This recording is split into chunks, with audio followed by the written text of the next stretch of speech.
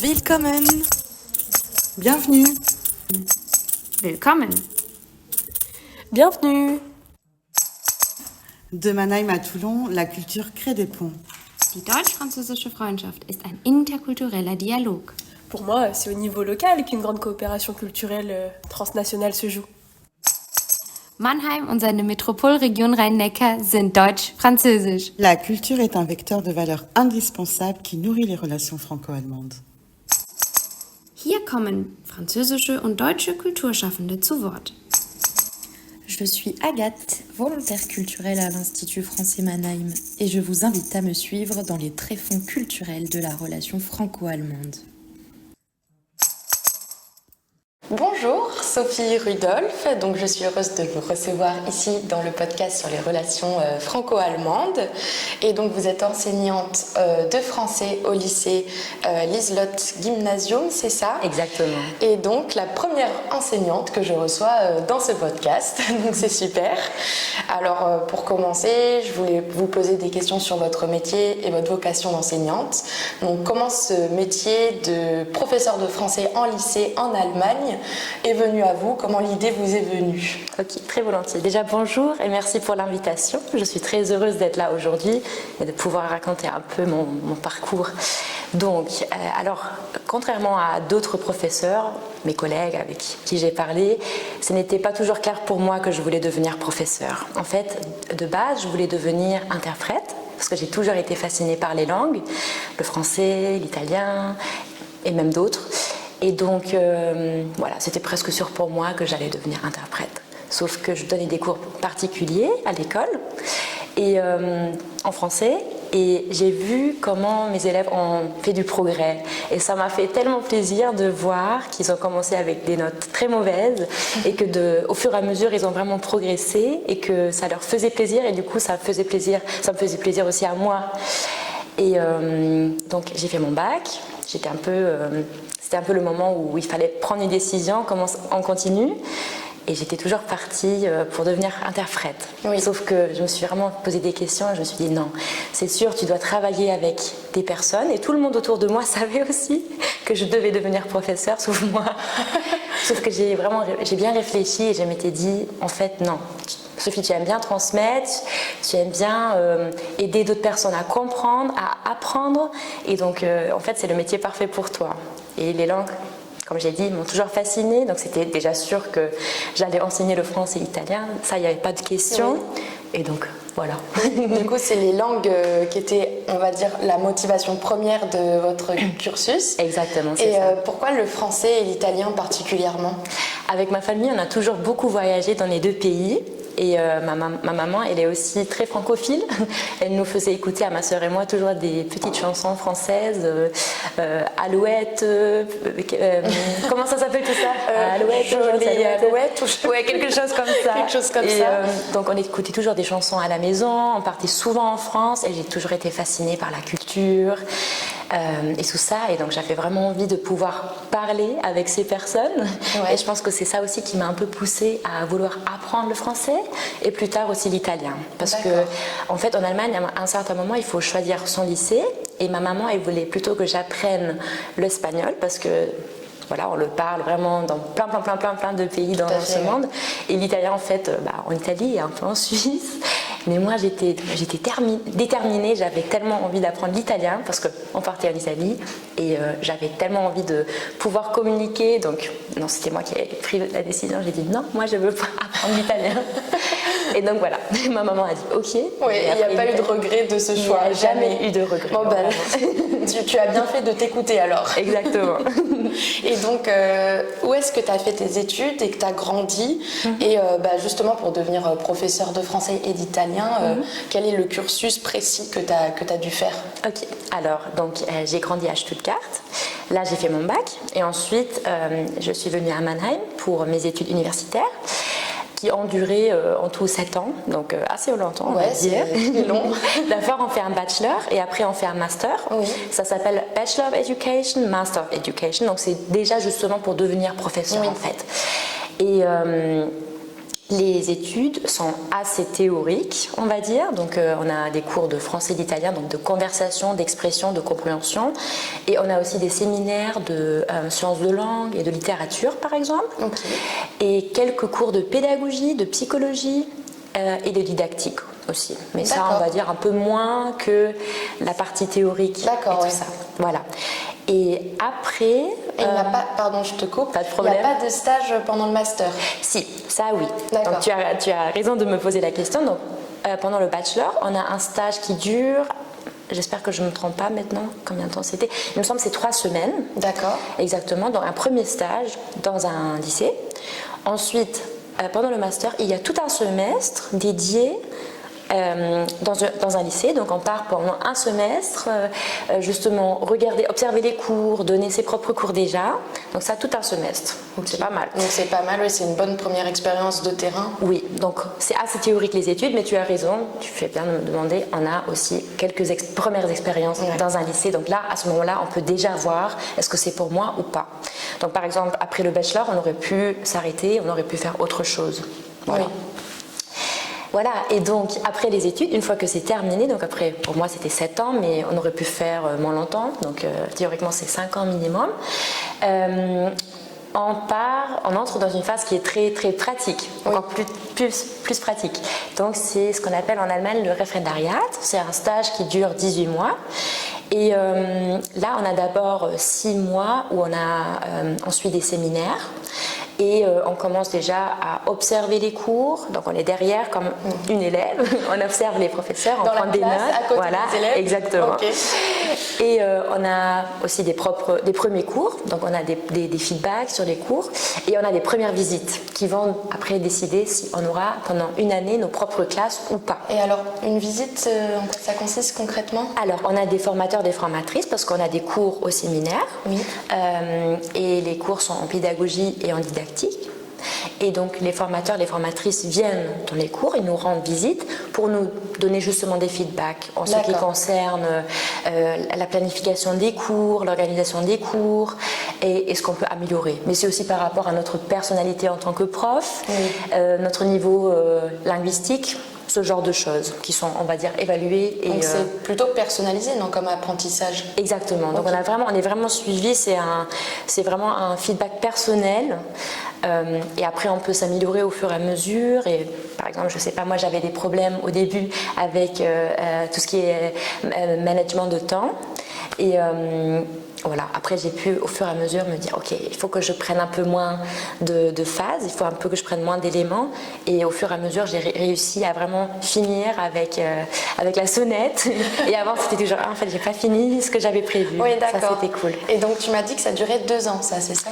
18 mois. 18 exactement. mois, donc on a 6 mois de, on va dire d'abord avoir des visites, avoir des cours et après pendant toute une année on a ses propres classes. Donc, on va dire, on donne déjà des cours, mais en même temps, on est suivi encore avec les cours pédagogiques ou les cours de didactique. Et pendant cette année, on a appris aussi tous les examens, toutes les épreuves. Okay. C'est-à-dire une épreuve en droit de l'école, tout ce qui est important à savoir.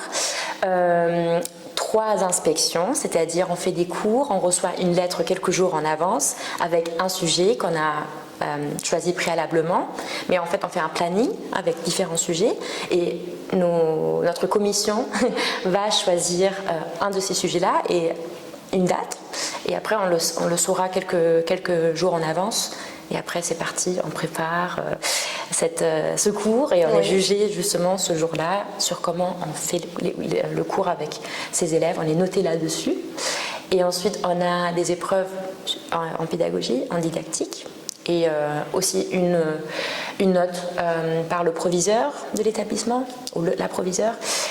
Et donc tout ça, ce sont les notes ou les examens qu'on a pendant cette année, on va dire. D'accord.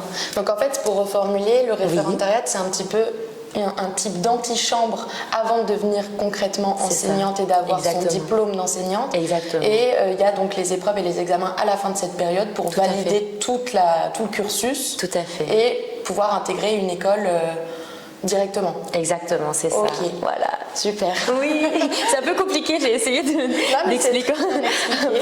Et justement, je voulais revenir sur un point. Tu disais que donc toi, tu avais fait une licence bachelor et un master qui était directement spécialisé parce que tu voulais devenir enseignante. Exactement. Et ça, actuellement, en France, c'est une réforme qui est en train de passer puisque nous, jusqu'ici, on faisait une licence dans toutes sortes de disciplines et ensuite un master qui permet de se spécialiser dans l'enseignement. Et donc la nouvelle réforme propose justement d'avancer cet âge de spécialisation dans l'enseignement et de démarrer dès la licence. Et toi, qu'est-ce que tu en penses? Du coup, qu'est-ce que ça t'a apporté de démarrer dès la licence? Est-ce que tu trouves que c'est dommage, que tu aurais préféré avoir encore un petit peu de temps pour réfléchir et t'insérer dans ce milieu-là plus tard? Ou au contraire, est-ce que tu trouves que ça a été une bonne chose et tu te dis, heureusement que ça m'est arrivé directement au moment du bachelor pour avoir encore plus de temps pour réfléchir, pour expérimenter, pour... Je pense que en fait ça dépend. Pour ceux qui sont déjà sûrs de vouloir devenir professeur, c'est super. Mais après par contre pour ceux, j'avais dit en fait on a toujours le choix après le bachelor. On peut toujours dire ok j'ai fait mon bachelor of education, mais en master je vais partir dans une autre direction qui correspond aussi par exemple aux matières qu'on a étudiées.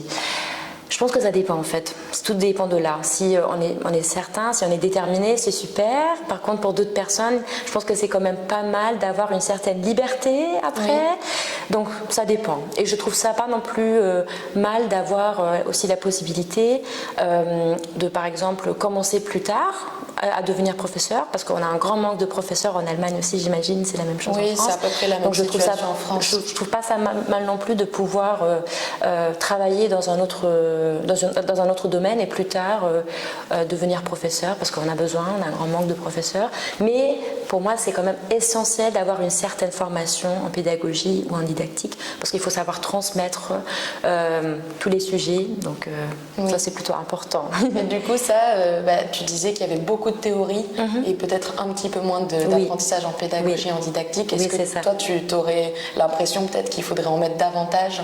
Même un peu plus en fait. Oui. Ouais, c'est ça, parce que je trouve que de ça, on ne peut pas en avoir assez. Donc, oui. J'ai bien aimé mes cours de pédagogie aussi pendant le référendariat, mais peut-être j'aurais préféré qu'il y ait un peu plus de situations et après avoir des solutions ou un peu une sorte de manuel, comment gérer ça. Parce que ça arrive tous les jours au quotidien, qu'il nous arrive des choses inédites, on va dire. On ne sait jamais comment réagir. Est-ce que tu as un exemple à nous donner Par exemple, quelque chose qui m'a vraiment marqué, c'était pendant le semestre que je disais, le semestre pendant le master où j'étais au lycée. D'ailleurs, c'était le même lycée où je suis encore actuellement. Oui. Je suis très reconnaissante. Et en fait, il y avait l'assassinat de Samuel Paty en France. Et j'étais en train d'enseigner une 4e en italien. J'avais préparé tout mon cours de grammaire, je ne sais plus le thème. Et un coup, il y a une annonce qui est faite. Il me semble que c'était le proviseur qui a demandé une minute de silence pour justement faire hommage à Samuel Paty. Et il y avait quelques élèves qui ont un peu rigolé, qui ont un peu parlé pendant ce temps-là, alors que moi je disais vraiment chut là, on ne parle pas, maintenant on rend hommage. Et après j'ai demandé aux élèves, alors est-ce que vous avez compris pourquoi on a fait une minute de silence? Et il y en avait qui ne savaient pas du tout pourquoi. Et donc à ce moment-là, j'ai vraiment compris, ok, là il faut arrêter le cours, même si bien sûr on a notre... Oui, c'est ça, c'est vraiment une adaptation à une urgence, à une situation dramatique pour initier un dialogue autour de ça. Exactement. Et c'était ça par exemple, une situation concrète à laquelle j'étais pas préparée en avance parce que c'était la première fois que ça m'est arrivé. C'est difficile comme sujet. Exactement. Et donc j'étais vraiment là, ok, maintenant comment je leur explique? Parce qu'ils avaient quelques informations, d'ailleurs qui étaient des fois pas correctes. Oui. Donc je me suis vraiment dit, ok, maintenant comment je peux l'expliquer à des enfants ce qui s'est passé. Voilà. Et c'était assez intéressant. Et ce genre de situation, ça arrive jusqu'aujourd'hui. Oui. Tous les jours, j'ai quelque chose un peu de spontané. C'est ça. Et je ne sais pas toujours si je réagis bien à ce genre de situation, mais j'essaie de faire au maximum. J'imagine. Voilà. Justement, ça fait un peu la transition du cursus à votre statut d'enseignante actuelle au lycée de Liselotte Gymnasium. Oui. Je me demandais quel âge avaient vos élèves, à quelle classe vous enseignez? En ce moment, j'ai 6 classes. J'ai une 6e de français, donc ils viennent tout juste de commencer à apprendre le français, ils sont trop motivés. Ensuite, j'ai 2 4e en français, une 4e aussi en italien et 2 secondes en français. Donc, c'est-à-dire ils ont entre 12 et 16-17 ans. Oui, donc ça fait beaucoup de niveaux différents, Exact, de rien. exact. Oui. Je dois toujours m'adapter, c'est-à-dire un coup je suis dans ma seconde, je peux parler comme je parle presque avec vous, et après je rentre dans ma 6e. Il faut que je parle vraiment tout lentement et avec des termes. Enfin, il faut réfléchir avant. Qu'est-ce que je peux utiliser? Qu'est-ce qu'ils maîtrisent déjà? Oui. Et ensuite je suis dans ma 4e, mais c'est encore tout différent. Donc vraiment, il faut toujours changer. Comme ça, et oui. Oui. Et ça reste fluide malgré tout, j'imagine. Oui, tout à fait. Mais des fois, il faut vraiment savoir s'adapter, même d'une langue à l'autre. Oui. Un coup, j'ai le français, un coup, j'ai l'italien. Et Ouais, ça switch un petit peu. je switch comme ça. Voilà. Justement, on reparlera juste après de comment concrètement on met en place une pédagogie pour telle classe, tel niveau et tout. Oui. Mais juste avant, je voulais vous demander s'il y avait beaucoup d'élèves qui étaient animés par le français, qui avaient envie de l'apprendre. Quelle est la situation actuelle en tant que vous êtes la première témoin, entre guillemets, du nombre de personnes qui est intéressée par la culture française ou cette langue, puisqu'on dit beaucoup que pour l'allemand comme pour le français, dans les deux pays de chaque côté du Rhin, il y a de moins en moins de personnes qui apprennent ces deux langues de manière réciproque. Donc comment ça se passe actuellement dans votre lycée? Alors dans notre lycée, c'est justement en forte croissance. Donc j'ai vérifié avant de venir aujourd'hui. Super. Et nous sommes à peu près sur 300 élèves qui apprennent depuis la rentrée 2024 le français. Donc ça, c'est super cool. Oui. Avant la 6e, donc à partir de la 6e, on peut choisir dans notre lycée entre le français et le latin. Et j'ai quand même l'impression que comme le français c'est une langue vivante, qu'il y a beaucoup de personnes qui ont envie de l'apprendre parce qu'ils savent qu'ils peuvent ensuite partir à l'étranger et parler le français.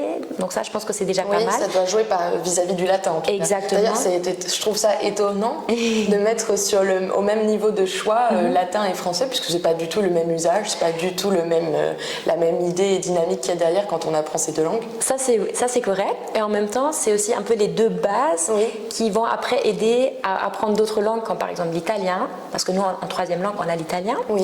À partir de la 4e, donc c'est pas mal d'avoir avant ou le latin ou le français, parce que ça va vachement aider à apprendre une 3e langue. On considère que le français aide à apprendre d'autres langues latines, par exemple. Exactement. Donc justement, c'est pour ça que je suis contente d'avoir l'italien, parce qu'on peut toujours faire les ponts linguistiques entre les deux langues, les similitudes, les différences. Des fois ça aide, des fois ça rend les choses un peu plus compliquées, ça dépend, mais généralement ça les aide parce qu'ils vont dire ah c'est presque comme en français. Et pour moi c'est super cool parce que quand je commence à leur enseigner le français, on commence vraiment de zéro.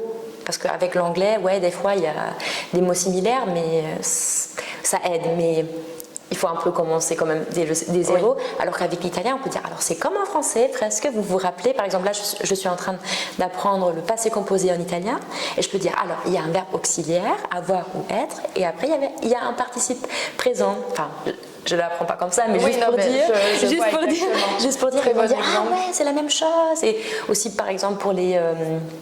quel verbe on utilise avec être, quel verbe on utilise avec avoir, c'est aussi la même chose. Donc ça, c'est vraiment cool. C'est vrai que les bases communes, ça aide énormément, j'imagine. Du coup, en fait, ça se complète parfaitement. C'est ça. Et donc, vous avez déjà commencé, mais comment enseigne-t-on le français en tant que langue étrangère exactement? Parce que de mon regard de française qui suis en visite en Allemagne cette année, j'ai appris le français de manière instinctive et à travers des cours de français, de grammaire, de conjugaison, de littérature. Mais quand on apprend le français en tant que langue étrangère, comment ça se passe concrètement? Alors, on apprend avec beaucoup de situations authentiques. J'ai toujours envie qu'ils comprennent que le français ou toute forme de langue étrangère soit vraiment un outil de communication. Donc c'est pas, on apprend par exemple, justement je parlais du passé composé, on l'apprend pas parce que Madame Rudolph nous fait faire des exercices de grammaire. Non, c'est pour justement pouvoir raconter des événements au passé. Qu'est-ce que j'ai fait le week-end dernier? Qu'est-ce que j'ai fait pendant mes vacances? Et j'ai toujours envie que ce soit authentique, que ce soit ludique. Donc vraiment à travers des situations, des communications ou des conversations authentiques, à travers des chansons, des petits jeux des fois, des petites vidéos. Donc voilà. On peut aussi parler des projets extrascolaires parce que... Complètement, j'allais y venir, c'était la prochaine question. Comment, entre guillemets, on peut lier projet culturel, pédagogie, est-ce que ça joue un rôle C'est important de faire des choses un peu en dehors des cours. Parce que c'est ça qui va vraiment les motiver à continuer l'apprentissage. Par exemple, de savoir, ok, si j'apprends ça, je vais pouvoir... parler avec les Français ou les francophones quand je pars à l'étranger. Oui. Et j'ai oublié de dire juste une chose pour tout à l'heure. En fait, je voulais dire aussi que c'est toujours important, enfin c'est vraiment mon objectif maximum, mon objectif c'est toujours qu'ils comprennent pourquoi ils apprennent quelque chose. Et pas juste je l'apprends parce que je dois l'apprendre, mais vraiment... Mais pas que ça devienne rébarbatif. Exactement, ça vraiment c'est pas possible. Donc je parlais justement des sorties extrascolaires ou des projets extrascolaires. Donc j'organise des sorties ou des excursions à Wissembourg avec ma 6e. Il y a je crois 2 semaines, quelque chose comme ça, on a été à Wissembourg. Et justement, ils étaient tellement heureux de pouvoir commander leurs éclairs, leurs macarons, leurs baguettes. Ils étaient tout contents. Madame, j'ai commandé, j'ai dit ça, ils m'ont compris. Et ça vraiment, ça me rend la joie. Dans un mois, je vais partir à Strasbourg avec ma seconde. On va aller au Parlement européen, faire très une petite intéressant. visite. Voilà. Et c'est parfait parce que là, en ce moment, il y a une unité dans le manuel scolaire sur l'Union européenne, les différentes institutions. Et justement, on a parlé du Parlement européen, donc c'est parfait de pouvoir voir en direct. Voilà. Ça va être, j'imagine, très immersif, donc très intéressant pour eux. Et quand vous faites ce type de sortie en France ou dans des institutions de ce type-là, dans des centres culturels, c'est des choses que vous mettez en parallèle avec d'autres professeurs, d'autres disciplines, ou c'est uniquement à votre charge et dans le cadre du français? Ça dépend, il y a les 2 possibilités. Là par exemple, j'y vais à Strasbourg avec une autre collègue qui a aussi une seconde, donc on a décidé d'y aller ensemble. Mais il y a aussi déjà eu le cas où avec par exemple la professeure ou le professeur de politique, on a décidé ensemble d'aller voir une conférence qui était intéressante pour le cours de politique, mais aussi pour ceux ou celles qui apprennent le français. Donc ça dépend toujours de l'événement, on va dire. Là, les sorties de cette année scolaire, je les ai faites toujours uniquement avec ma classe, donc moi-même, et j'ai demandé à des collègues de m'accompagner, mais voilà, ça peut dépendre. Et sinon, d'autres projets, c'était par exemple, ce que j'adore, c'est au Cinéma Quadrat, ici à Mannheim, il y a ce qu'on appelle la Cinéfête, donc c'est un festival de cinéma francophone, donc il y a toujours des films qui sont proposés là-bas, et c'est extra. Je remarque toujours à quel point mes élèves adorent y aller, donc je continuerai toujours à le faire. Et il n'y a pas longtemps, grâce à l'IF, j'ai eu l'honneur d'accueillir une écrivaine, Lucie Rico, qui est venue dans ma seconde et qui a fait justement un atelier d'écriture avec ma seconde. Donc, il devait choisir un animal et pour l'animal, il devait choisir pour chaque sens un terme, par exemple pour l'odorat, voilà. Et après, il devait écrire une petite histoire avec ces différents termes sur l'animal. Et il y a vraiment eu des résultats très très très jolis et ils ont eu des feedbacks de Lucie Rico et j'ai vu que même ceux qui sont un peu plus timides, qui n'osent pas trop participer en cours, même eux, ils ont dû présenter leur histoire et j'ai vu les petites étoiles dans leurs yeux. J'ai l'impression que ça prend la culture française et la culture tout court prend un sens particulier dans votre pédagogie et dans votre perspective de métier. Et vous faites partie du DFA aussi. Et est-ce que vous pourriez nous expliquer ce que c'est déjà? Bien sûr. Et ce que vous faites à l'intérieur, si ça peut avoir un lien avec la pédagogie que vous mettez en place dans votre lycée ou si c'est ça n'a rien à voir, mais c'est un lien avec la culture. Alors, le DFV, c'est la Deutsch-Französische Vereinigung. En français, c'est le Cercle franco-allemand Rhein-Neckar, il me semble, c'est ça.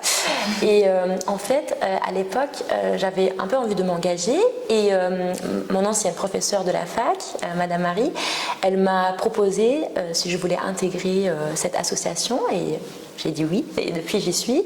Et en fait, on essaye de créer un peu un lien entre les Français et les Allemands, et d'avoir une possibilité d'échange, on va dire, de promouvoir les deux cultures.